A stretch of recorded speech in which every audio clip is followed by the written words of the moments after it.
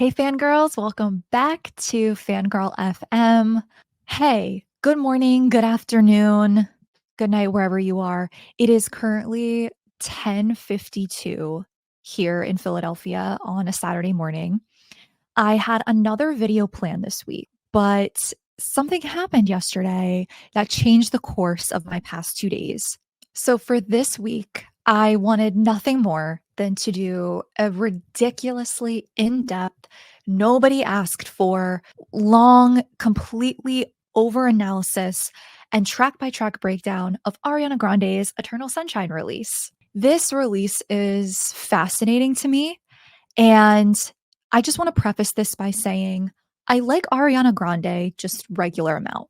I don't necessarily consider myself an Ariana Grande stan. I like a lot of her music. There are a few albums of hers that I haven't listened to, but this release has been interesting to me from the start because I love pop culture and I've been following a lot of the drama going on with her relationship with Dalton Gomez and then her relationship with Ethan Slater. And Wicked is also one of my favorite musicals. And so I don't know, Ari's just been in my sphere lately.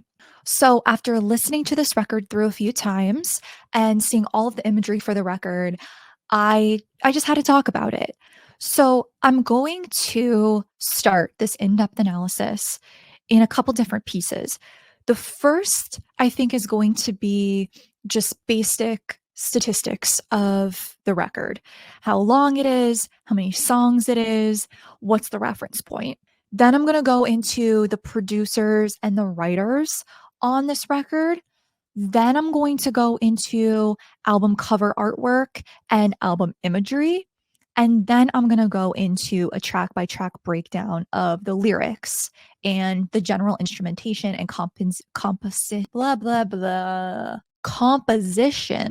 of this album. So without further ado, let's jump in.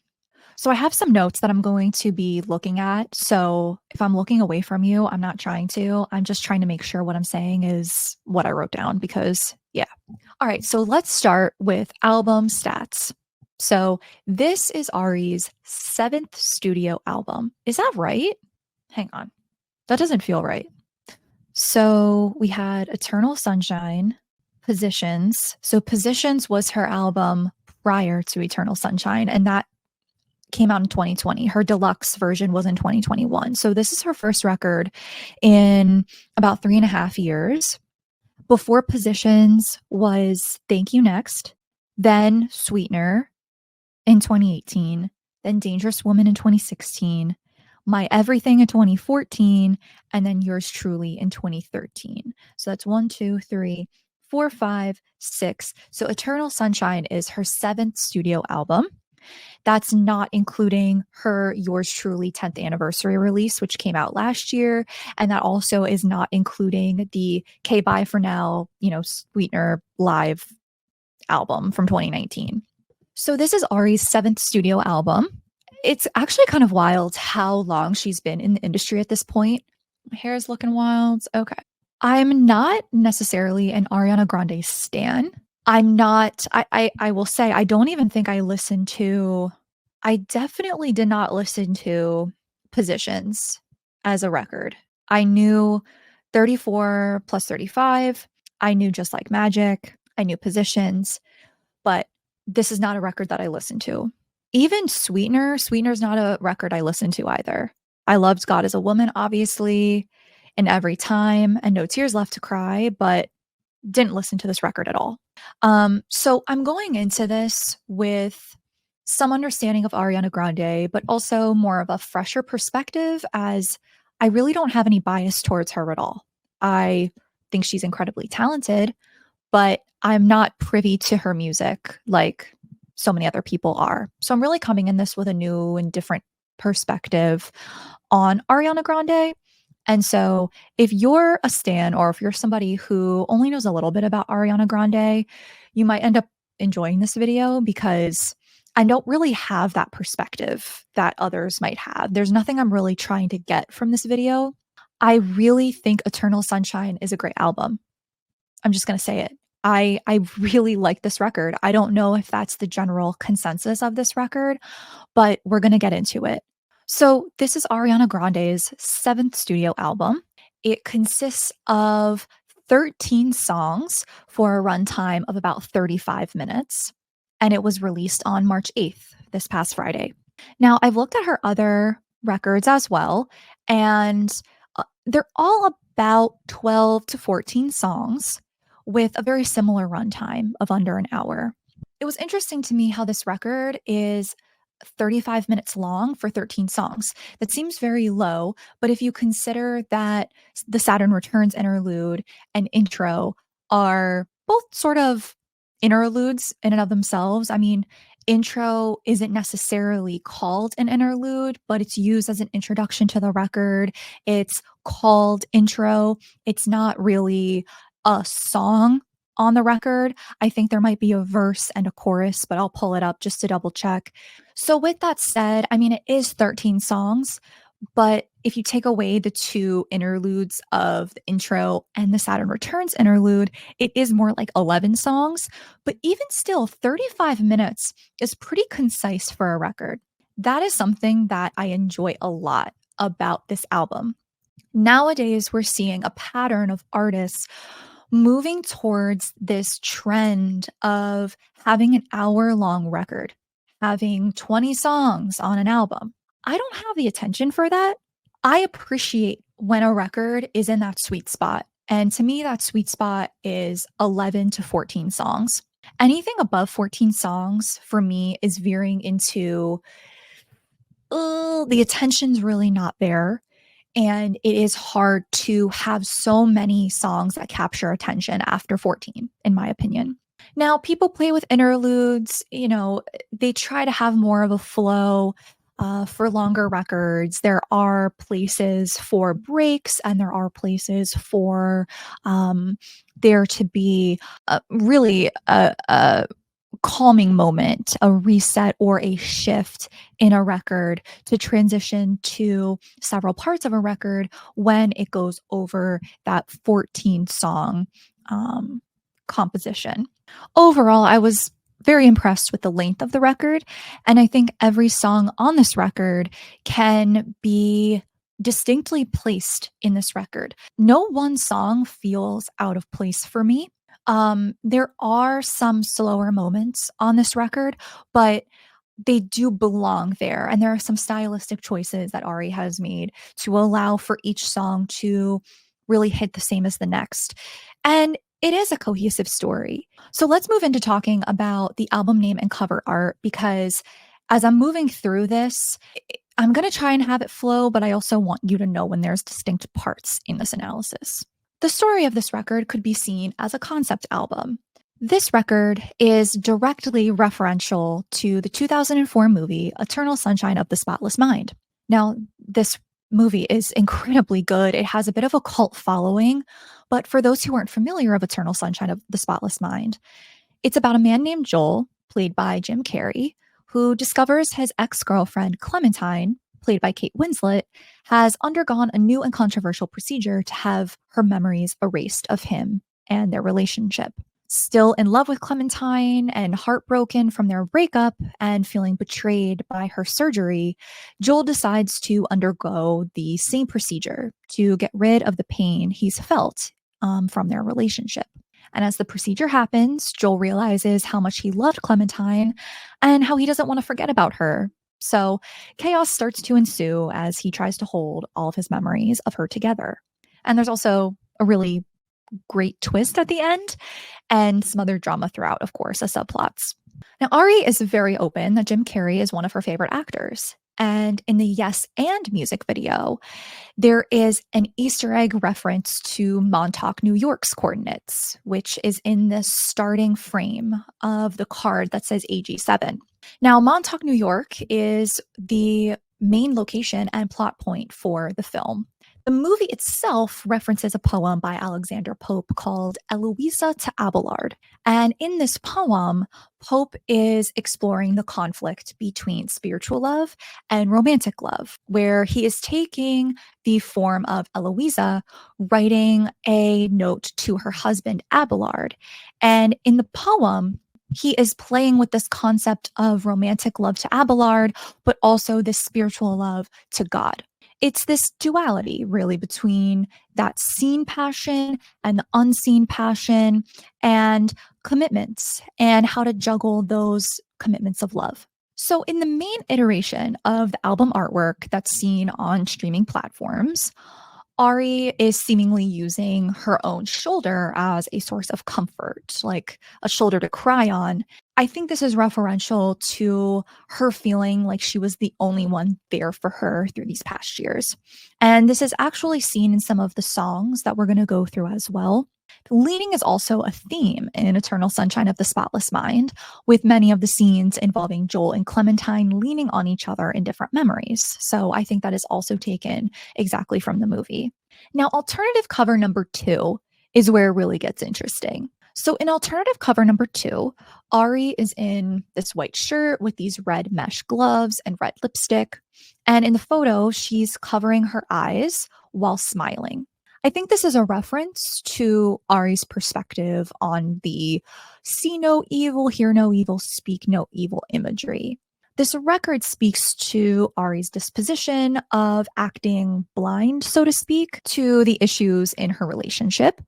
But I also think this could be a reference to Ari's disposition toward her alleged infidelity with Ethan Slater, and is also the concept of yes and the intro track, where Ari is standing by her decisions and not caring about what people think and not putting an emphasis on what people think because she's ultimately trying to communicate that people don't really know the full story. In alternative cover number 3, it is similar to number 2. It's a different variation, I think, of the See No Evil, but this time Ari's face is just completely straight and still. She's not smiling, and her hands are now floating up by her forehead. I really don't know what this might mean, but my initial reaction to it was it's sort of this dreamlike state where she is closing her eyes, her hands are floating above her head, and it sort of seems like she is in this state of catharsis, trying to escape into a different reality. I think that's where the dream sequence for me comes in, and something that is referenced in Eternal Sunshine of the Spotless Mind as well. This idea of having to be asleep, having to recount, having to escape. I think that is what she's trying to communicate here in that third alternative cover, because otherwise, it really doesn't make much sense. Like, why come out with all of these series of album covers if this one doesn't have a direct reference? So I think this is more of a subtle nod to Eternal Sunshine of the Spotless Mind. And I also think it harkens back to this like escapism that she's trying to experience in some of the later tracks towards the middle of the record that we'll go into very soon. And alternative cover number 4, it's very different in that this record image is a series of stills. So Ari is now in a different outfit. She's in this red dress and red tights. And it is in the style a bit of the See No Evil, Hear No Evil, Speak No Evil, but it's more of a goofy, there's some goofy stills, but there's also some more planned and posed ones.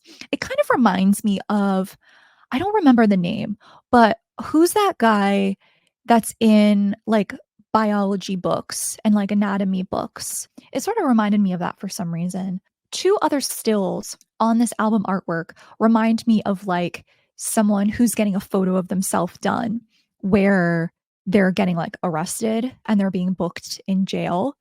So I don't know. There are a few references I think you could make here, but for me, those are the ones that I immediately take from it. This vulnerability, this breaking down, this POV of somebody seeing Ari for who they think she is, not necessarily who she believes she is, which is also spoken to in the entire record at many different points and is actually the focal point of the record itself. So, although there are more stills for this, it might just be more of a collector's item. I do think that the way these stills are arranged is an important aspect of how we are deciding who Ariana Grande is and how she thinks we are deciding who she is and how she's interpreting that and trying to either internalize it or shake it off. There's a lot of different thoughts I have on it, but the stills are very interesting in how they're arranged. Again, it might just be a collector's item project, but I think in this group of album artwork, which there's still one more, in this group, it is the most interesting in that we're getting the most images from her, but it's much less clear what the images are trying to communicate. Yeah, that wasn't a mouthful or anything. Oh my God. Okay. Alternative cover number 5 is a photo of Ari in the same red dress and tights from alternative cover number 4, but she's in the process of laying down on a couch. The entire cover and preceding covers before that are all in this mod style. There is a filter on these covers that give that mod sort of 60s, 70s vibe. And she does say in her notes of this record that there are disco elements, there are more of this like mod imagery.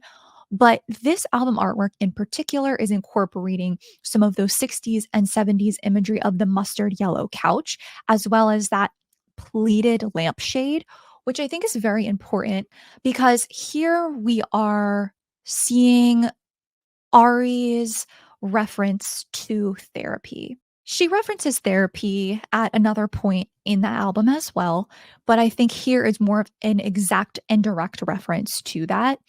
It is interesting the imagery that she decided to actually use on the album artwork, but I do think that this one in particular of the couch is one that is most enticing to me. Like if I was an Ariana Grande fan, I would want this vinyl or this CD with this artwork because I think it is the most relatable and the most vulnerable from all of the other artwork that she has come out with for this record. So that's just my opinion on that. Oh, my nose is so itchy. Uh, okay. I really enjoyed the album artwork that was selected for this record. I think it is thought provoking. I think there are multiple layers of themes here. And I don't feel like that about all of Ariana Grande's covers. In fact, I'd say most of her covers are very intellectually boring. And they're just beautiful photos of her, which there's nothing wrong with that at all. But I think Eternal Sunshine specifically has the most layers and is the most thought provoking, which is fascinating because she was married, yes. And she was involved potentially with an infidelity situation, yes. But she has had other high profile relationships in the past. She's had other engagements in the past. And the album artwork, for example, for Thank You Next, is really not emotionally or intellectually stimulating at all. It's just a photo of her. It's just a basic photo of her. So it's interesting to me now that she's sort of incorporating this concept of the mod style and also weaving in these themes of Eternal Sunshine of the Spotless Mind. Now, of course, as we already talked about, the main album artwork is referencing the movie pretty much exactly because leaning is a big theme in Eternal Sunshine of the Spotless Mind, like we already discussed. However, the other album artwork that was selected for this is still just as layered as the main album artwork. And it is not necessarily referencing Eternal Sunshine of the Spotless Mind at all. I've seen Eternal Sunshine of the Spotless Mind. It has been a few years, but in my research for doing this in-depth analysis, I didn't see any imagery regarding some of the other covers that she has selected. So I think it is interesting that she has decided to move forward with some of the other album imagery. And I think it is very thought provoking and it is very layered. So I really appreciated that level of detail and intentionality with Eternal Sunshine. Whew, all right. I just got really involved with that. I just went off about that. Okay. So my hair's doing something kind of crazy. So I put in heatless curlers this morning. And when I took them out, they looked terrible. I don't know what it is, but heatless curlers just don't work on me. I have fine, thin hair, and I've watched so many videos of other people with fine and thin hair use heatless curlers, and it seems to always work for them. But then when I use it, it never works. So if anyone has heatless curler tips, please let me know because and if you have fine and thin hair, if you have fine and thin hair, you can tell me what the deal is with heatless curlers, but I want them to work because it would make my morning routine so much easier, but whatever. Anyways, just forgive it, you know? Okay. So now we're going to move on to talking about the writers and producers. I love making time to talk about this because it is important to how the record is conceived, how it is crafted, how it is composed, and it is really important. It gives you insight into what to expect from this record. So the main producers and co-writers of this record are Max Martin and Elia or Ilya. Max Martin is a Swedish songwriter and singer. He has a very notable career. He has produced Britney Spears' Baby One More Time, the Backstreet Boys' I Want It That Way, Celine Dion's That's the Way It Is, NSYNC's It's Gonna Be Me, Katy Perry's I Kissed a Girl, Taylor Swift's Shake It Off in Blank Space, and The Weeknd's Blinding Lights and Save Your Tears. So yeah, he's very accredited. Ilya is also a Swedish songwriter and singer. He co-wrote and produced Ari's 2014 song Problem with Iggy Azalea and J-Lo's song First Love. Now, Ari and Ilya or Aaliyah have been working together for a while, obviously since 2014. So this is clearly somebody she feels comfortable with. This is clearly somebody who's co-written and produced her for a very long time. So knowing all of this, knowing her producers, knowing her co-writers, you know this album's going to be really good. I read that Max Martin has written the second most number one singles, just behind Paul McCartney. So yeah, he's a pop mega producer, okay? So this record is going to be pop goodness. We know there are going to be some hits here. As we listen to Eternal Sunshine, there are some distinct artistic choices that she has made, but it's still a pop record at the end of the day. And I think that that's what makes Eternal Sunshine so effective is you still have that relatability of her pop music, but she's taking some risks and she's experimenting a bit with her sound. And I personally very much enjoyed that. So without further ado, let's get into the good stuff. Let's get into our lyrical breakdown of every single song on Eternal Sunshine. Okay, so we start with the intro track. Now, this intro track is very short. We have a verse, a pre-chorus, and a chorus. So we start with the verse. The verse says, "How can I tell if I'm in the right relationship? Aren't you really supposed to know that shit? Feel it in your bones and own that shit. I don't know. Then I had this interaction I've been thinking about for like 5 weeks. Wonder if he's thinking about it too and smiling. Wonder if he knows that's what's been inspiring me. Wonder if he's been judging me like I am right now." From the very start of this record, Ari is addressing her divorce. She is addressing the rumors of infidelity and her relationship with Ethan Slater. The very first part of this verse just comes out and says, "How can I tell if I'm in the right relationship? Aren't you really supposed to know that shit?" This really harkens back to a concept that I think is common for most people to assume that when they meet the one or when they meet the right person, it's supposed to feel right. It's supposed to always be right. It's supposed to be something that is not hard, that is not difficult. But the reality is that is a very toxic way to be in a relationship because the reality is the longer that you are in a relationship, the more that hardships come up, the more that differences come up. And so sometimes a relationship isn't always going to feel right. But society tells us that when you meet the one, it's supposed to feel right no matter what. And when you have moments of not feeling right, and when you have moments of, oh, this isn't feeling as good as it did during the first few months or during the first year of being together, then it's not right. Here we're really exploring Ari's point of view of her marriage and not thinking that this is really the right relationship. This is going to tie in to the Ordinary Things final song And so I'll circle back on this later, but I think that this is an important way to start the record. Now, feel it in your bones and own that shit. I don't know. Then I had this interaction I've been thinking about for like 5 weeks. So here, she's not so subtly calling out that she had an interaction, presumably with Ethan Slater, that has made her start thinking and doubting her relationship with Dalton Gomez. Again, I'm going into this record assuming that this record is about her divorce from Dalton as well as her relationship with Ethan Slater. So I'm going in it with that assumption being made, but I do think that, this could really be about anything. This could really be about anybody. The reason I'm making that assumption, though, is because one, she is directly referencing it in many of the songs, but also two, she is using that as a double sided justification of, well, I don't care about what you think, or there are other parts of this story that you don't understand. So I'm making that assumption because I do think that this record is directly referencing her divorce and her relationship. And this is the way that she is addressing it with fans on how we don't really have all of the story, how there's, more to be considered here. That's just something to keep in mind. So I'm making that assumption based on her narrative. But again, this could really be about anybody, but I will be looking at it through that lens because I think that is what she is trying to communicate here. Now, at the end of this verse, we see, wonder if he's thinking about it too and smiling. Wonder if he knows that's what's been inspiring me. Wonder if he's judging me like I am right now. So Ari is saying she's questioning her relationship, but she's had this interaction with somebody that is just made her start questioning her relationship and made her curious about somebody else.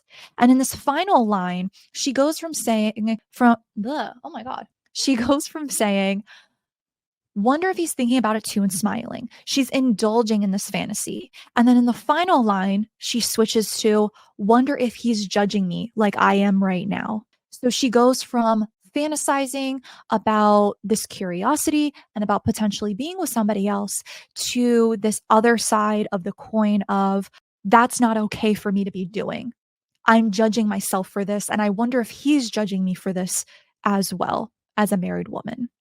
Then we go into the pre chorus, which is fairly short. It says, I don't care. I'd rather tell the truth than make it worse for you. So she's leading us into this record saying, I'm going to tell the truth here. I'm going to just be me. I'm going to tell my truth. And even if that's hard to tell, I'd rather tell it than make it worse for you later. And then in the chorus, if the sun refused to shine, baby, would I still be your lover? Would you want me there if the moon went dark tonight? And if it all ended tomorrow, would I be the one on your mind? And if it all ended tomorrow, would you be the one on mine? This is a really important chorus to start the record with because she's still dealing with this duality that is spoken about in Eternal Sunshine of the Spotless Mind, as well as the Eloisa to Abelard poem. But she's saying here that she wants her partner to want to be with her. If there was nothing left, if the world was ending tomorrow, she would want her partner to be with her. But now she's putting herself in those shoes to say, yeah, but if the world was ending tomorrow, I'm not sure I'd want to be with you. It's a really interesting take on this duality, this concept of this neediness of wanting to feel loved, wanting to feel like someone chooses you, but also saying, I think I'm at my end here. And if I had to choose, I would not want to be with you. So that's where we start with the intro. Now we're moving on to one of my favorites on the record, Bye. I really enjoy this song. I think it's super catchy. It's very upbeat, very high tempo, very fun. I think there's a lightheartedness here that is very crucial to have after the intro because the intro is very deep. You think that this record is going to be heartbreaking, but we start off on this note of bye, which can be very empowering, but it's also very silly and very catchy at the same time. So the intro reads, bye bye, boy, bye. Bye bye, boy, bye. It's over, yeah. So you get that catchiness in the chorus just straight away. We're getting a little tease in the beginning. Verse 1, says, "This ain't the first time I've been hostage to these tears." And then goes into, "I can't believe I'm finally moving through my fears.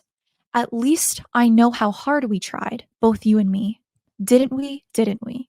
This verse is important because she already said in the intro that she is telling her truth, and she is going to be telling that truth no matter how hard it is. And she is going to be choosing herself at the end. If she had to choose him, she still wouldn't. So in this situation, she has finally chosen herself. That's where we get the bye. She is finally saying goodbye. And she's saying, "I can't believe I'm finally moving through my fears." So this fear of being alone, this fear of leaving him, but she's feeling good that they at least tried. But she feels like, listen, I know how hard we tried. Did we? Did we? And I think that that's another interesting perspective of a breakup.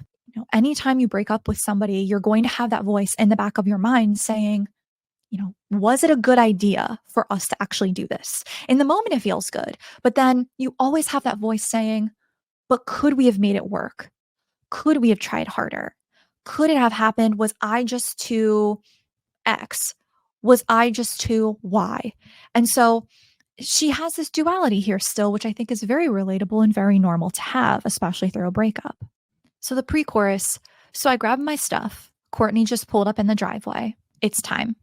So I'm guessing Courtney is a close friend of hers. And she's like, "It's time. I'm good. I have my stuff packed up. My friend just pulled up to get me. It's time. I'm moving on. I'm leaving." Now, the chorus we have again, "Bye bye, boy, bye. It's over. It's over." Very catchy. Then we go to verse two. "I'm stronger than I think. Usually I join you on the floor, but this dance ain't for me. Boy, just turn the music up. Maybe someday we'll look back with love. Didn't think you'd lose me. Now it's just too late to choose me."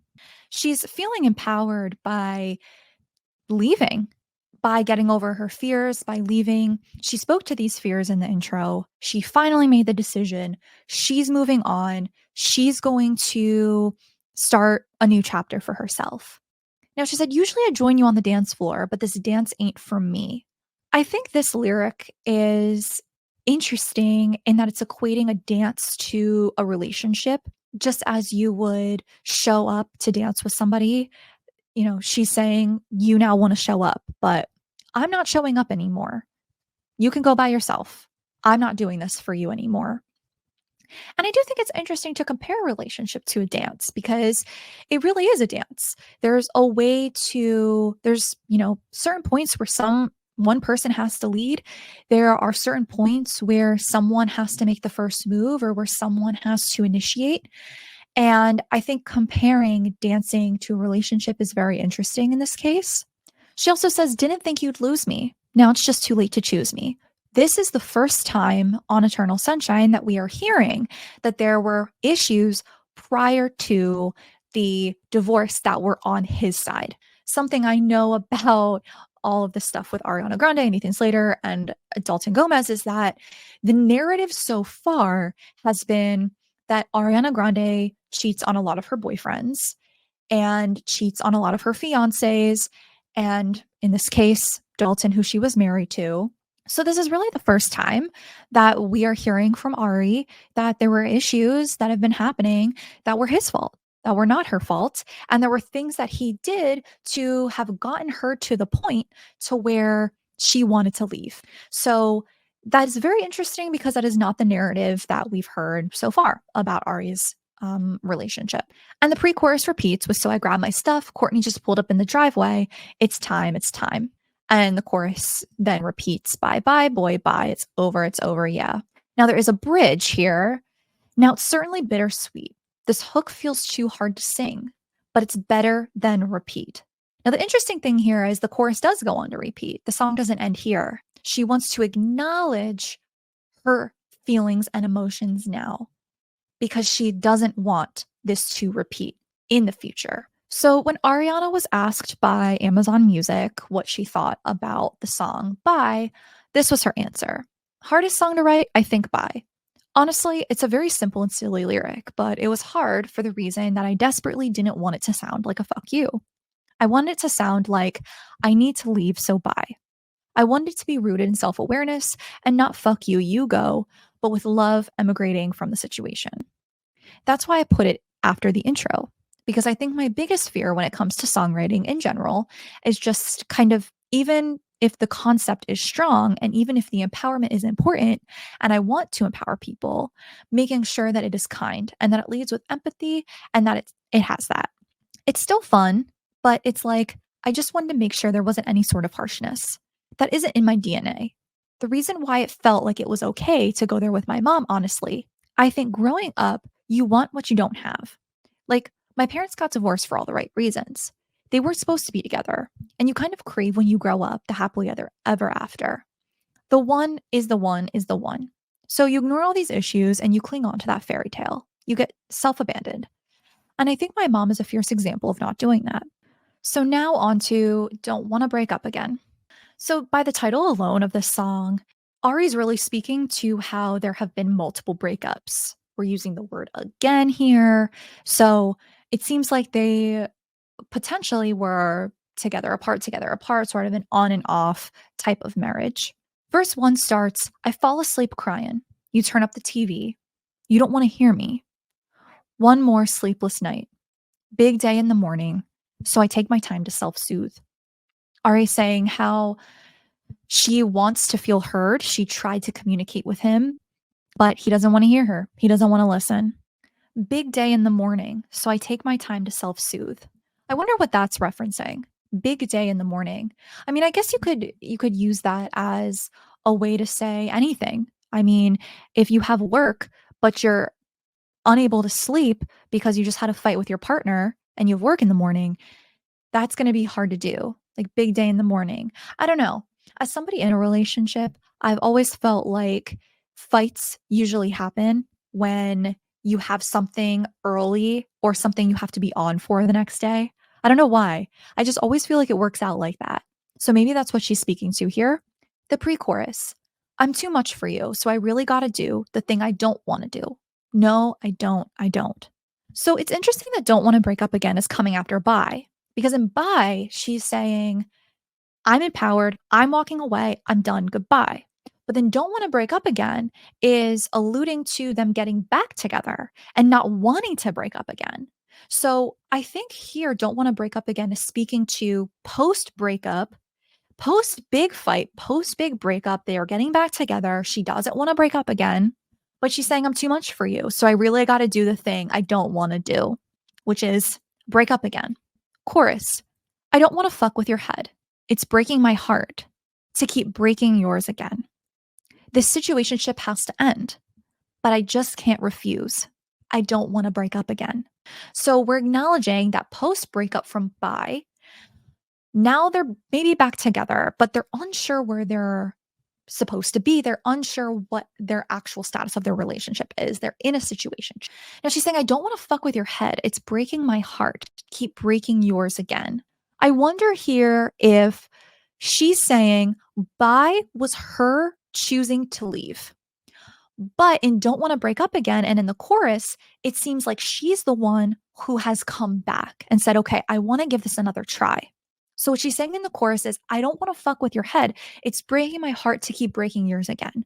Because she's the one that is choosing to continue leaving. And she's the one continuing to come back. So for her, it seems like she's feeling frustrated and heartbroken that she has to keep leaving and coming back, leaving and coming back. But he's not listening to her and is putting her in this position where she has to keep leaving and coming back, but she just wants the situationship to end. She's also feeling like, I just want this to be done. I just want this to be over.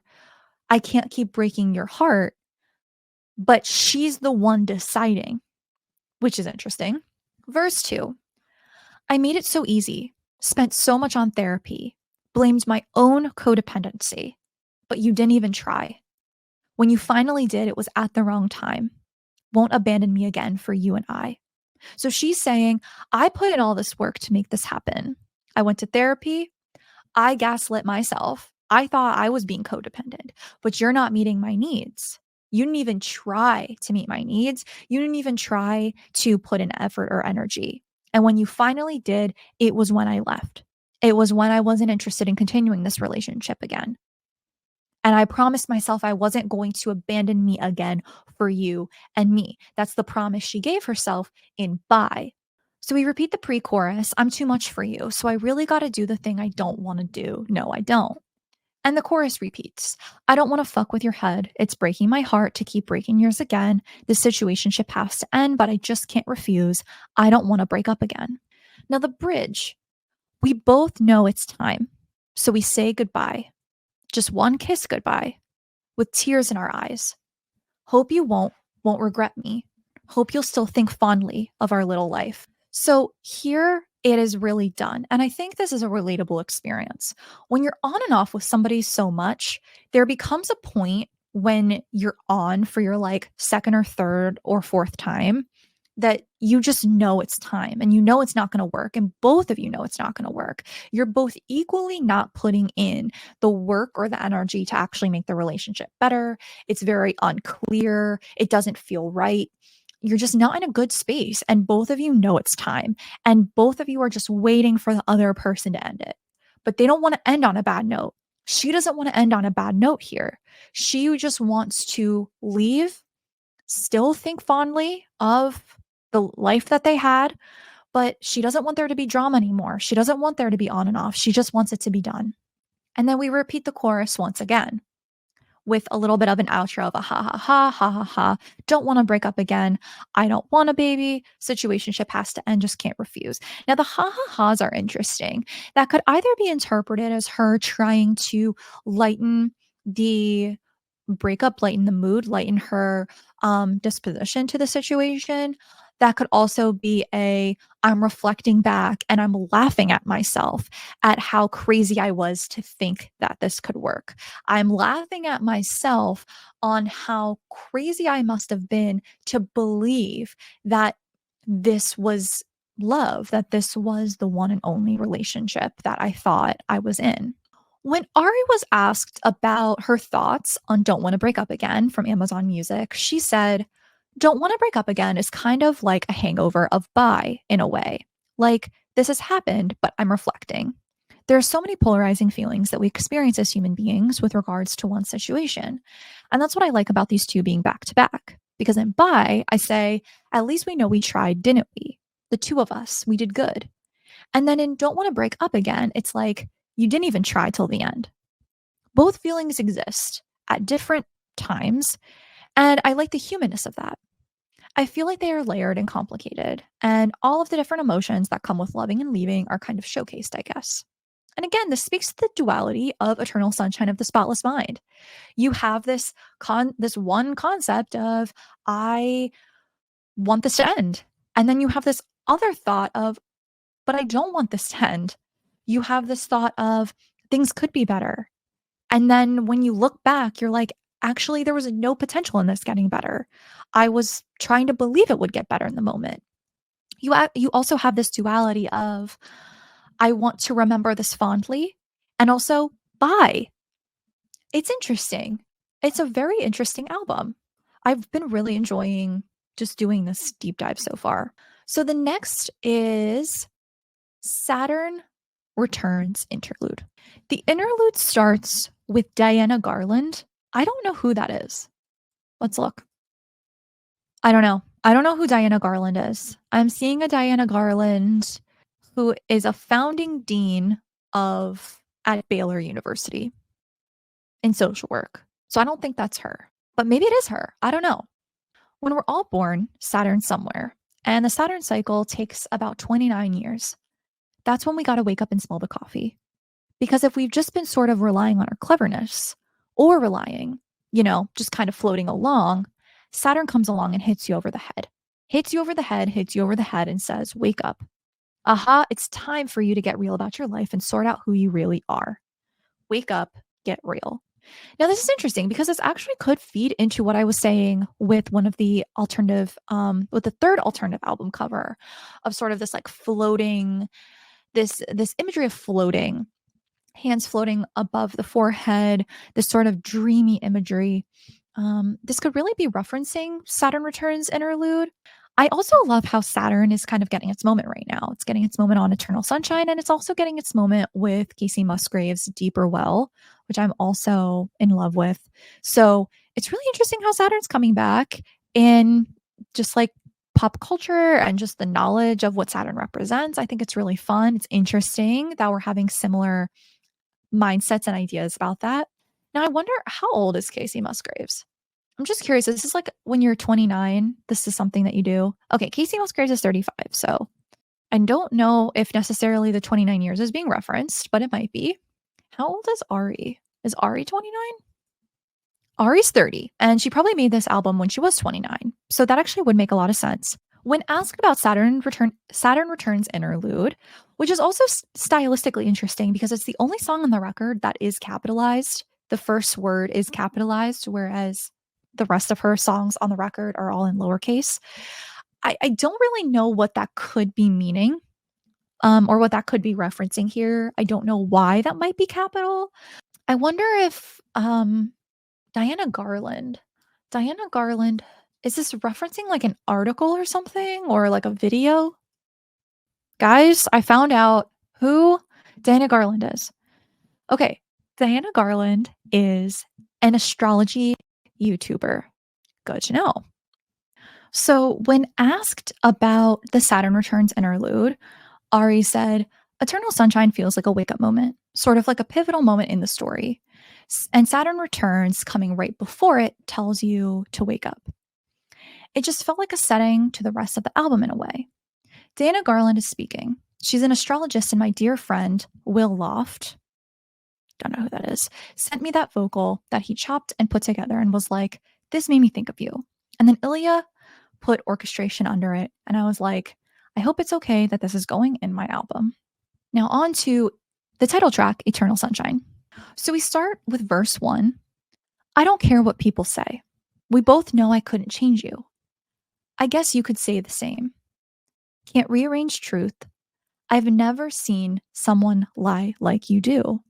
So much, even you start to think it's true. Oh, get me out of this loop. Yeah.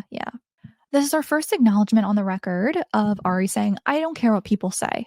I couldn't change you as a person. And to be fair, you couldn't change me either. She's also acknowledging that her partner is someone who lies a lot. She's even referencing here the loop of lies and how lies put you in this cycle of questioning yourself, questioning reality, and always having to keep up with the circle of lies. Fascinating. The pre-chorus. So now we play our separate scenes. Now, she's in my bed, laying on your chest. Now I'm in my head, wondering how it ends. This is the first direct reference on the record of her, ex potentially cheating on her. Now she's in my bed, laying on your chest. And this could be the primary reason why they did get divorced that a lot of people don't know or have a lot of understanding about. I'm glad that it's referenced here. I think it's referenced in a very interesting and subtle way. And then moving to the chorus. I'll be the first to say I'm sorry. Now you got me feeling sorry. I showed you all my demons, all my lies. Yet you played me like an Atari. Now it's time, which I don't like the reference. Now it's like I'm looking in the mirror. Hope you feel all right when you're in her. I found a good boy and he's on my side. You're just like my eternal sunshine. So here she's saying, I'll be the first to say I'm sorry, and you got me feeling sorry, but I'm not sorry. I have no reason to be sorry, but you're making me feel like I need to be sorry. I don't like the Atari reference. I think it's lame, whatever. Now it's like I'm looking in the mirror, and I hope you feel all right when you're in her. So another subtle but very direct reference to infidelity and cheating. I found a good boy and he's on my side. Now this could be a reference to Ethan Slater. This could be a reference to any other man in her life, of course, but she's found someone who's good here and he's on her side. So she knows that she feels warranted in feeling betrayed and feeling how she does about the infidelity. Verse 2. So I try to wipe my mind as a direct reference to Eternal Sunshine of the Spotless Mind, just so I feel less insane, rather feel painless. I rather forget than know what we could have fought through behind this door. So I close it and move. The pre-chorus. So now we play our separate scenes. Now he's in your bed, laying on my chest. Now I'm in my head and wondering how it ends. So now we're getting a little bit of a reference to potentially her infidelity as well. Because Don't Want to Break Up Again was talking more about this on and off situationship, it is possible that here in Eternal Sunshine, she is talking about how maybe during their situationship, he was sleeping with somebody, she was sleeping with somebody, and things became very murky. And that does happen in situationships and, in on and off relationships. So that could be what she's referencing here. And we get the chorus again. I'll be the first to say I'm sorry. Now you've got me feeling sorry. Now the bridge won't break, can't shake. This fate rewrite. Deep breaths, tight chest, life, death, rewind. And then it repeats. Which to me, I feel like this is an interesting bridge because this seems like mantras she's giving herself. Like, I'm not going to be broken. I'm not going to be shaken by this. And then she's saying, I'm going to change. I'm going to rewrite my history. I'm going to create a new path for myself. And then she's saying, deep breaths. She's having some anxiety because she doesn't know what the future is going to hold, but just reminding herself to just take those deep breaths. And then we repeat with the chorus and the outro. As the title track, I think the song is very okay. It's not my favorite on the album, but I think it's pretty good. Okay, next song, Supernatural. Whew, this song is spicy. This song is so spicy. Okay. This is the first time we are getting a acknowledgement that is about deep sexual and romantic desire for somebody else than her former partner. Whew, I really like this song. I feel bad for liking it because I'm pretty sure Ethan Slater was still married and had like a baby during the time that this was happening. So I don't like that I like this song, but I do think it's a fun little spice just like sprinkled in midway through the album. So the intro starts, this love's possessing me, but I don't mind at all. Verse 1. I don't want nobody else around me. Just need you right here. You're like the one thing that I see. It's crystal clear. So the song's called Supernatural, haha, crystal clear, the one thing I see. We're talking a little bit about like witchy occult references. Pre-chorus. I want you to come and claim it. I do. What are you waiting for? Yeah, I want you to name it. I do. I want you to make it yours. Here she's straight up saying, I want you to tell me you want me. I want you to come and claim me. She's really wanting this deep desire and passion that I'm sure she was lacking in her previous relationship and what has seemed with her previous songs. And so here she's met somebody who gives her that deep passion and desire, and she is looking for this person to come and basically take her and be the man in this situation, that traditional, more stereotypical kind of romance novel type vibe. Chorus. It's like supernatural. This love's possessing me, but I don't mind at all. It's like supernatural. It's taking over me. I don't want to fight the fall. It's like supernatural. It's like supernatural, blah, blah, blah. Yeah. Same repeats, Ari is very allegedly very superstitious. Of course, we see that on this record too, with the reference to Saturn returns.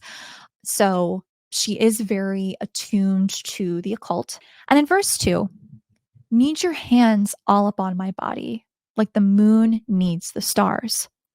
Nothing else felt this way inside me. Boy, let's go too far. I don't think I need to comment on that. You know where it's going. Pre-chorus. Again, I want you to come claim it. I do. What are you waiting for? And then the chorus, it's like supernatural. This love's possessing. Now the bridge is very similar to the pre-chorus. Yeah, I want you to claim it. I do. You to come name it. I do.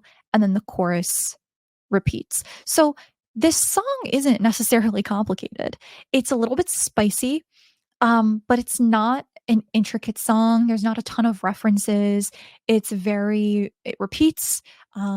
There's not a lot of, dynamic songwriting here. Overall, catchy song. I think this song is more for that catchy factor, not necessarily for anything that is particularly deep, like some of the other songs on the record. This is also a turn in the album as well, where we start going away from the narrative of her ex and her breakups and her divorce. And we go more into leaning with this curiosity for this new person and feeling all of the complex feelings that come from liking somebody new, having a little bit of jealousy, having a little bit of territorialism, having a little bit of that passion and desire and that unknowing as well. So now into true story. So I'm actually going to start with the context of this song prior to the lyrics because that matters to how the song is written and as well as the POV of the song itself. So Ari said this about True Story.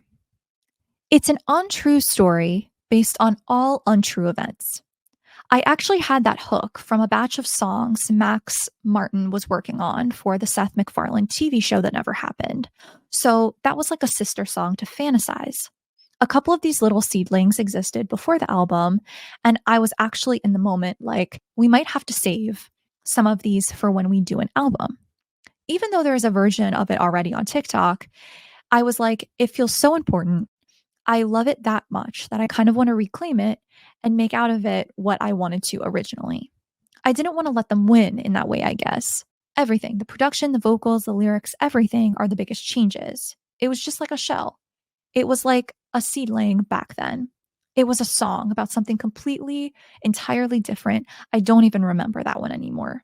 If you're like me, who doesn't know a lot about Ari's, Ari lore, then you might be thinking, what is she talking about? What is the song Fantasize? Tell me more. So, Fantasize, I guess, was a fan made title to a scrapped song from Ari. So, I guess the song was leaked and put up for sale for $3,000. And that came with the snippet of the song. So, then on June 22nd, Ari replied to a TikTok video using the snippet that someone bought from the song that was leaked. The TikTok video is now deleted, but she said, wrote this for a comedy sketch about a girl group. This was a demo I made for them. Please stop spreading leaks. I appreciate it. So then June 25th, the price for the snippet then dropped to $2,500, which I'm kind of confused by because it was leaked and then somebody used it in a TikTok video. So I'm not really sure how that works. But it was revealed that another unfinished demo would leak along with the end of the group buy. So on June 26th, on Ari's 30th birthday, the full song leaked with sessions included, and the leaked folder was named 90s Idea Number 3, meaning that the song had no official title, but implied that the existence of 2 or more songs with 90s ideas. Again, just something to note, this song is not one that necessarily has roots in the record. It was something that was used as a seed, as Ari says, years ago, and then was sort of leaked, and then they decide to recompose the song and release it on Eternal Sunshine. So with that said, use that moving forward with the lyrics. We start with the chorus on this one. This is a true story about all the lies you fantasized about you and I. This is a true story about all the games I know you play. Post chorus, no, this is not what I need. Not what I want. Ain't gonna happen to me. Give me love, love, give me love, love. Into verse 1, I'll play the villain if you need me to. I know how this goes. I'll be the one you pay to see play the scene. Roll the cameras, please. Ari has known to be very controversial with her relationships in the past. I think we know this about Miss Ari. And here in verse 1, she's acknowledging that. And she's saying, I know how to play the villain. I've played it in the past. I know how this goes. You can put me in that role if you want. In the pre-chorus, turning like a dime, wasting all their time, sneaking like a creep in the night. But I'll play whatever part you need me to. As much as people are trying to make me the villain, they're wasting their time. And I'm going to show it. I'm going to show it on this record that what they've been saying about me is not true. But I'll play that part for now. We go back to the chorus. This is a true story about all the lies. And then the pre-chorus, the post-chorus. No, this is not what I need, not what I want. Verse 2. I'll play the bad girl if you need me to. If it makes you feel better, I'll be the one you love to hate. Can't relate. Too much on my plate. So she's basically saying here, I don't have time for you to hate me. I don't care that you hate me, but I'll play the bad girl for now if you want, and I'll lean into it, and I'll make money off of it. We go to the pre-chorus. See it in your eyes. You got too much time for fun. You like to pray for my demise. but I'll play whatever part you need me to, and I'll be good in it. So she's owning it. She's having her Taylor Reputation moment in this song. And then we go back to the chorus and the post chorus. True Story is a part one to a two-part storyline on Eternal Sunshine. The second part is The Boy Is Mine. Now, The Boy Is Mine is directly referential to a song of the same title by Brandy and Monica from 1998 called The Boy Is Mine. So here, Ariana Grande is interpolating this name of the song as well as the concept of the song. Now, the concept of The Boy Is Mine in both the Brandy and Monica version and in the Ariana Grande version is sort of this bad girl anthem, so to speak. It is, you think you have him? No, I have him. I have him. He's mine. He's mine. We start with verse 1. How can it be? You and me might be meant to be. Can't unsee it. But I don't want to cause no scene. I'm usually so unproblematic, so independent. Tell me why. Because the boy is mine. Here, Ari is saying, I know that we're meant to be. I know we're meant to be, and I don't want to cause a scene about it because I don't want to come off needy and desperate. She's being a little cocky here. She's saying, I'm usually so unproblematic, so independent. I do think that she is specifically making fun of herself here because Ariana Grande's past does not show this. Ariana Grande, relatively speaking, has been pretty problematic in a few different ways, not only with just her relationship, but how she presents and her looks, and just general life decisions. But also, she's saying here, I'm so independent. She's just constantly in a relationship. She's constantly getting engaged. She's constantly married.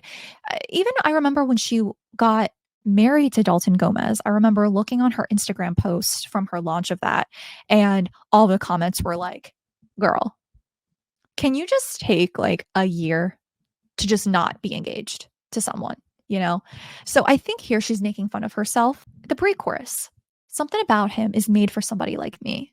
Baby, come over. And God knows I'm trying, but there's just no use in denying. She thinks they're meant to be. She thinks they have something that nobody else has. Chorus, the boy is mine. I can't wait to try him. Let's get intertwined. The stars, they aligned. The boy is mine. Watch me take my time. I can't believe my mind. The boy is divine. The boy is mine. Now in verse 2, please know this ain't what I planned for. Probably wouldn't bet a dime or my life on. There's got to be a reason why. My girls, they always come through in a sticky situation. Say it's fine. Happens all the time. This is an interesting verse because again, we're seeing this part of Ari where she is saying, I honestly would not bet a dime or my life on this relationship. So as much as this is seen as a bad girl anthem, this empowerment in doing bad things, she's also very much calling out that she does not trust her own decision making. She does not trust her own decision making, and she's okay with that because she's saying here later, my girls, they always come through in a sticky situation and they say it's fine. That even when she fucks up, even when she makes a bad life decision with a boy, her friends will be there to pick her up. They'll be there to help her, and they'll say it's fine because it happens all the time. We go back into the pre-chorus. Something about him is made for somebody like me. And back to the chorus, the boy is mine. Then the bridge. And I know it's simply meant to be, and I take full accountability for all of these tears. Promise you I'm not usually like this shit. It's like news to me, but I can't ignore my heart boy. So here, she's getting pushback. People are telling her, why are you always in a relationship? Why are you always like this? You can't just ever take a moment for yourself. And she's saying, no, I promise you I'm not like that. I mean, this is news to me. I never thought I was like this. There's a defensiveness here in this song. And I also think she's still poking fun of herself here. Ari does say how The Boy Is Mine and True Story work as sister tracks, where The Boy Is Mine is a bad girl anthem that True Story sets up. On the provocative nature of the song and amid accusations of being a homewrecker, Ari said, this is a very bad idea, I think. But there is a large group of my fans that really do love a bad girl anthem. And this is kind of an elevated version of that. She also said, that's going to be everyone's favorite, unfortunately. I think it's naughty. It's the version of fantasize that they wanted to have. It's like the sexier, naughtier one, and I think it's more provocative than the rest. But it's not about what you think it is about, and it's also a song that I've always wanted to interpolate. Is that what the kids are calling it now? I have many different versions of it from many years ago, but this is not that, honestly. Just the title is an interpolation. I'm such a 90s baby. I have so many 90s interpolation ideas, samples in my brain, but this one finally found a home. I wanted it to come after True Story on the track list because that song plainly says, I'll play the bad girl if you need me to. So we're going to keep moving on. And the next is Yes and. Now I already covered Yes and in a prior video when we like first started the YouTube channel. So I did have a reaction to that music video prior. So I'm going to keep this relatively short because I did go into the lyrics and I did watch the music video. Yes and is probably my least favorite on this record, to be completely honest. I think it's catchy. I find myself singing it to myself a lot, but it's not a song that I particularly think is like super strong compared to the other songs on this record. I mean, I think that this song is it's your traditional pop song, but to me, it's not at the level of Bi or Supernatural. So in verse 1, in case you haven't noticed, well, everybody's tired and healing from somebody or something we don't see just right. Boy, come on, put your lipstick on. Come on and walk this way through the fire. And if you find yourself in a dark situation, just turn on your light and be like. So here in Yes and, this is very referential to Madonna's Vogue in terms of the style of the song and in terms of the music video. But here, Ari's not really taking a personal POV to the songwriting. She is more giving advice. She's advice giving here. The chorus, yes, and say that shit with your chest and be your own fucking best friend. Say that shit with your chest and keep moving like what's next. Yes, and. Again, I think this references the album artwork where she's there for herself. And she's saying here, be your own fucking best friend. Be there for yourself. You don't need other people. Just be you and do you, and you will have yourself at the end of the day. And that's exactly what the primary cover of this record is communicating. Now I'm so done with caring what you think, no, I won't hide underneath your own projections or change my most authentic life. So for her, she's saying, my decision to get divorced and to start dating Ethan Slater was me being authentically me, and I don't care what people are going to say about it anymore. Pre-chorus. Again, boy, come put your lipstick on. And again with the chorus. Now the bridge is interesting here because it fits in very odd to the rest of the song in terms of content. The bridge says, my tongue is sacred. I speak upon what I like. Protected, sexy, discerning with my time. Your energy is yours and mine is mine. What's mine is mine. My face is sitting. I don't need no disguise. Now, that could be an innuendo, obviously. And also, I think she's saying, I don't need to cover up my relationship, potentially. Don't comment on my body. Do not reply. Your business is yours and mine is mine. Why do you care so much whose I ride? I'm going to just be honest. I don't like that lyric. I don't necessarily like when celebrities act reckless and then say, I don't know why you care so much who I have a relationship with. Like, well, you have fans and those fans have a deep parasocial relationship to you. So, and you have haters, and those people have a very anti parasocial relationship with you. Or you could even see it as a perspective of having a parasocial relationship. Like, hate is kind of a parasocial relationship still, it's just more negative. And so, why do you care so much about who I'm with? I don't really like that because that's just not a reality of being a celebrity. And then we go back into the chorus, yes, and. So that was pretty quick, and we wrap that up because again, I talked more about this and did a full reaction that you can see in our other videos. All right, moving on to We Can't Be Friends, Wait for Your Love. This one's fun. I like this song a lot. So let's start with verse 1. I didn't think you'd understand me. How could you ever even try? I don't want to tiptoe, but I don't want to hide. But I don't want to feed this monstrous fire. I just want to let this story die, and I'll be all right. Obviously, Ari lives a very specific life. I mean, not every celebrity is at the level that she's at, and she's admitting that here and saying, I didn't think that you would understand me, but you did. I want to let the story die, but I can't. It does bother me.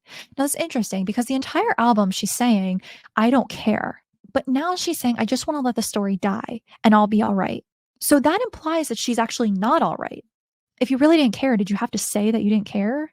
I feel like you do care, and that's why you're saying you don't care. So the chorus, we can't be friends, but I'd like to just pretend. You cling to your papers and pens. Wait until you like me again. Post chorus, wait for your love. My love, I'll wait for your love. You cling to your papers and pens. What could that be referencing? Now, this might be a weird take, but she could be referencing here, as she just said previously, wait until the story dies. I wonder if this song is about her relationship, could be about her relationship to the media. We can't just be friends, but I'd like to pretend. You cling to your papers and pens. Wait until you like me again. I'll wait for your love. Let's keep going. Verse number 2. Me and my truth. We sit in silence. Baby girl, it's just me and you. Because I don't want to argue, but I don't want to bite. My tongue, I think I'd rather die. You got me misunderstood, but at least I look this good. Now as the song continues to go on, I did not think this in my first couple of listens of this song. I'm starting to think maybe she is referencing her relationship with the media and how the media goes from loving her to then hating her. She said, I don't want to argue, but I don't want to bite. I don't want to, because I don't want to argue, but I don't want to bite my tongue. So she wants to stick up for herself, but she doesn't want to argue. She's worried that that's going to be turned against her later. Me and my truth, we sit in silence because nobody is believing her story. Back to the chorus, we end the post chorus. And then the bridge. Know that you made me. I don't like how you paint me, yet I'm still here hanging.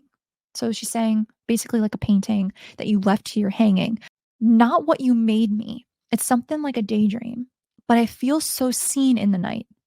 So for now, it's only me. And maybe that's all I need. Wow, I really do think, listen, this could be about a relationship, but I really do think that this might be about media or even just her friends in general. And then back to the chorus. I'll wait for your love. Now I'm thinking different. I don't know. What do you guys think? Maybe it is about the media. Maybe it is about her friends. I wonder. Next, I wish I hated you. Verse 1. Hung all my clothes in the closet you made. Your shoes still in boxes. I send them your way, hoping life brings you no new pain. She's saying, yep, we're packing the boxes. I'm sending you your stuff. You're sending me mine.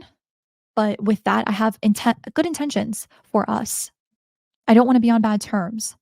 Pre-chorus, I rearrange my memories. I try to rewrite our life. Again, very, very direct reference to Eternal Sunshine of the Spotless Mind. But no matter how I try to, and no matter how I want to, and no matter how easy things could be if I did, and no matter how guilty I still feel saying it, I wish I hated you. I wish that weren't true. Wish there was worse to you. I wish you were worse to me. Yeah, I wish I hated you. I think that's very relatable because when you're in a relationship that is tumultuous, and when you're on and off, on and off, on and off, and when you're reflecting back on that relationship later, as time goes on, you realize how gray these situations really are. Like unless someone does something extremely egregious, it is really hard to look back and completely hate somebody. I mean, it's really hard to think of a relationship that you chose, that you committed time to, and that you saw a lot of good in that person for, and then suddenly decide that you hate them. And as you get more distant and reflective on that relationship, you realize how much there really was no good and bad. There was all of this gray. And you really wish that person did something to make you hate them so you could just stop talking to, stop thinking about them, stop talking to them, stop, having to think about them.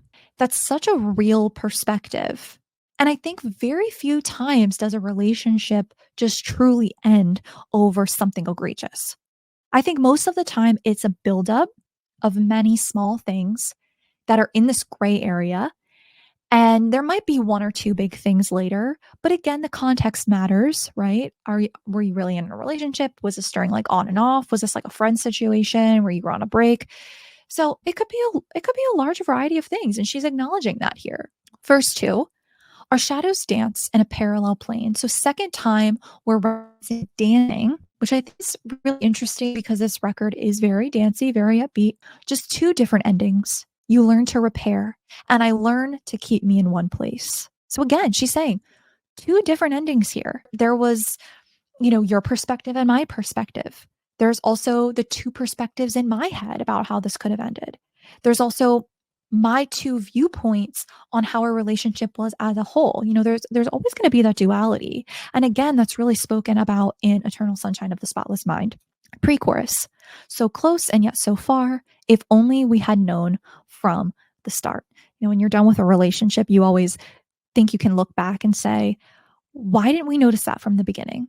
Or if only I knew from the beginning that it was going to be like this, or if only I picked up on these flags earlier, I would have gotten out earlier, or I would have, been able to end it sooner.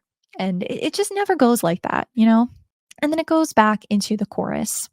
Now, what Ari had to say about this was crying in a part of the song. It's one of those that I'm so glad that feeling is captured on this album, but it's also one I won't listen to probably or sing live probably. But I think it's a very important color to exist within the album because it's just an important piece of the puzzle for me. But I'm happy to acknowledge the goodness. I really am, and the efforts, and that it was just not correct. And I don't need to pretend that you're a monster to make peace with this ending. That's what the song is. And it would be easier if you were, but it can have, but it can, but it can have not been right. And that person can still be a good person. And I think that's a really important song to write. I think it completed the family of breakup songs where I wrote from a more hurt or upset place. And it's from a more aware and grieved place where it's like, I can give credit and make peace with this and not carry that version of you that I had when I was upset. I don't need to carry that version. Grieving would be so much easier if we hated a person. It's good riddance, but no, it's capturing the complexity of what happens if I don't is imperative. It's protective as well. I think that's just so relatable. And I just think that that's the more realistic situation, right? You're rarely just going to break up with someone and just be like, I hate them. You're always going to think of the good. You're always going to have these very complex feelings. So I think that this song is super relatable. All right. Second last song, Imperfect for You. This song's weird. This is a weird song on the record. I kind of like it. I think Ari said that this was more of a trippy song that she was intending to go for. It's odd. It's definitely different than all of the other songs that she's done and all of the other songs on this record. Verse 1. My boy, come take my hand. Throw your guitar and your clothes in the back seat. My love, they don't understand, but I'll hold your hurt in a box here beside me. We're setting up the song. Pre-chorus. How could we know we'd rearrange all the cosmos? We crashed and we burned. Now I just can't go where you don't go. Now I just can't go. So it's a double negative. So she's saying, now I go where you go. It's a weird way to put that lyrically. And usually I'm chorus. Fucked up, anxious, too much. But I'll love you like you need me to. Imperfect for you. Messy, completely distressed. But I'm not like that since I met you. Imperfect for you. It gets stuck in your head because it's just so weird. Verse 2. Let's go tonight because there's just a few seconds left till tomorrow. We have all that we need. Let's leave our baggage and wine at the table. Pre-chorus. How could we know that this was a happy disaster? I'm glad we crashed and burned.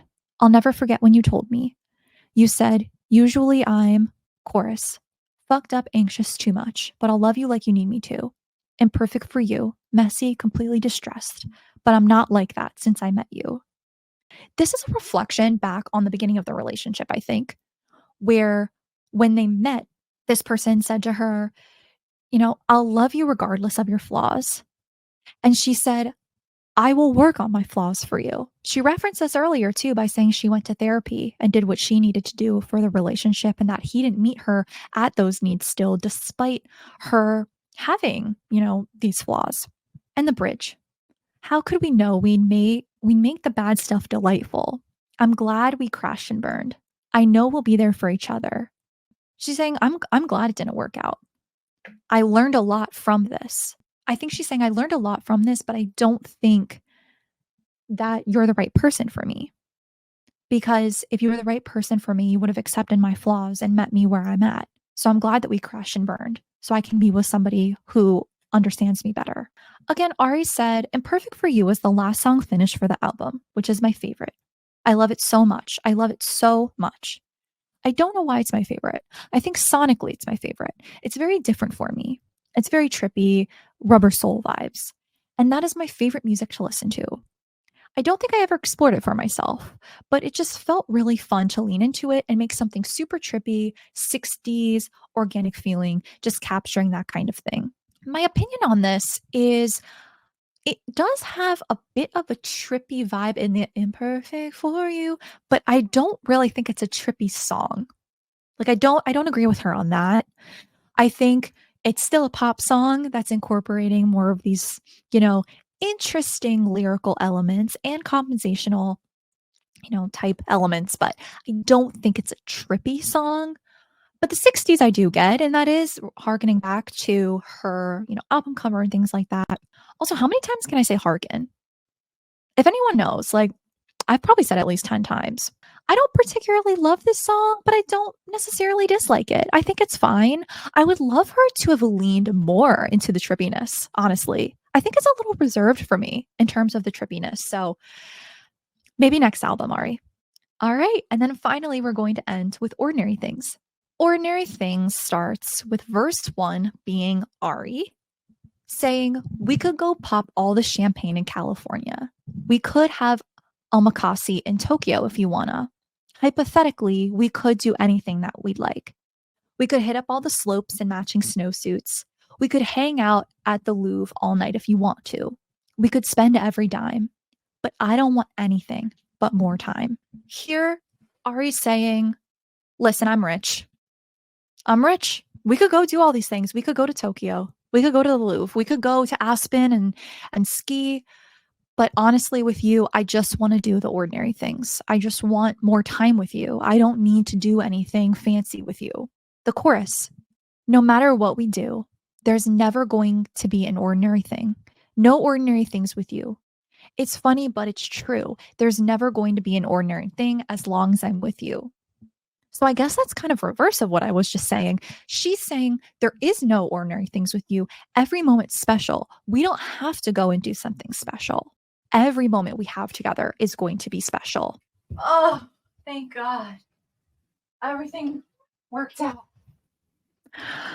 Guys, I just heavily panicked because my video was frozen for like an hour. And I just came back after getting something to eat and everything's fixed. Yay. Okay. Wait, did I finish Ordinary Things? Let's see. No. Rewind. We ended off with, I don't need no diamonds, just your time. Then we're back to the chorus. No matter what we do, there's never going to be an ordinary thing. No ordinary things with you. It's funny, but it's true. There's never going to be an ordinary thing as long as I'm with you. Then we have just a really short bridge of her just repeating ordinary things with you. And that leads into our outro with her grandmother, I believe, Marjorie Grande. And it's a voicemail or a voice note. And Marjorie says, and when he'd come home and I'd see him, when he first gets off that train, it was like God Almighty arrived. It was like seeing daylight. I mean, I could have packed up and left a million times, It's not that we never fought. You can overcome that, It's very easy. And as I told her, never go to bed without kissing goodnight. That's the worst thing you can do. Don't ever, ever do that. And if you can't, and if you don't feel comfortable doing it, you're in the wrong place. Get out. So remember back in the intro when Ari said, how can I tell if I'm in the right relationship? Aren't you really supposed to know that shit? Feel it in your bones and own that shit. I don't know. So we're coming back full circle from the outro from her grandmother back to the intro verse where she's questioning if she's in the right relationship. Now, what her grandmother goes on to say is if you don't feel comfortable kissing each other goodnight, then you should really get out. Then that should be the end of it. And I think that that's a really important message, just in terms of safety, but also if you can't even be around that person, you can't even be yourself around that person to even kiss them goodnight, then why are you even in that relationship? What Ari said about Ordinary Things was, I didn't play the whole album for her grandmother, but I did play the song that she's on. She was very excited to be on the album and she was very moved by it. And she loved that she was there and she told any stories about all the different times she's been on my albums. And she was like, it's not the first time, there's been many more. I was on the first one. It's interesting because the album starts with a question and ends with an answer from a person that I love and trust so implicitly. I cherish what my family has to share with me. The funniest thing about that voice memo is that sometimes when I'm with Nana, I will just record her for like hours because she's the funniest fucking person on the planet. And that tiny thing is in the dead middle of an hour of her and Shirley bitching about men and about feminism. Someday there will be an extended cut of the song and you'll hear Shirley, her best friend, and Nana talking about all their crazy. There was in my head a version of the album where I was going to interview Nana and all of her friends, and my mom and Lonnie Crane, I don't know who that is, and everyone in Showcase as interludes, stories about love and learning and relationships from just women that I love so much. But I didn't have time to do it. But that existed in my head for a while. That concept is actually found on the Hotels album from Jasmine Sullivan, where she uses these scripts of women dating in relationships to as the interludes, and their real stories as the interludes to the record. And so I really do like that approach. I kind of wish that was a part of this record. That would have been very interesting, very funny. And I do think it would have brought a sense of a complete story, almost like a movie, similar to Eternal Sunshine of the Spotless Mind in that regard. But I also understand that that can be very hard to do, and it's not always super simple, especially when you're pressed for time. I mean, the things that go into a record, it's not just, can you make music and producing it and putting it out there? You have to pay for that time from the label. You have to plan these releases at least 6 months in advance, if not 12 months in advance. You're planning it for a while, and you have to recoup on all of that time to the label. And you also have to fulfill the contract that you were signed to do with the label. So for some people, it's just not enough time. And I get that. Although I do wish that was something that she could have done for this record. Overall, I am in love with this record. I can't wait to listen to it again. I really enjoyed this. I would give it like an 80 out of 100. I think it's one of the best records of the year. I think it's one of the best pop records of the year so far. I know it's only March. We'll see. Maybe I'll be changing my mind later on this year, but I really enjoyed this record. So thank you all so much for joining me for this like really ridiculously in-depth analysis of Eternal Sunshine. And we will be back next week with another video. Let me know your thoughts on Eternal Sunshine. What did you think?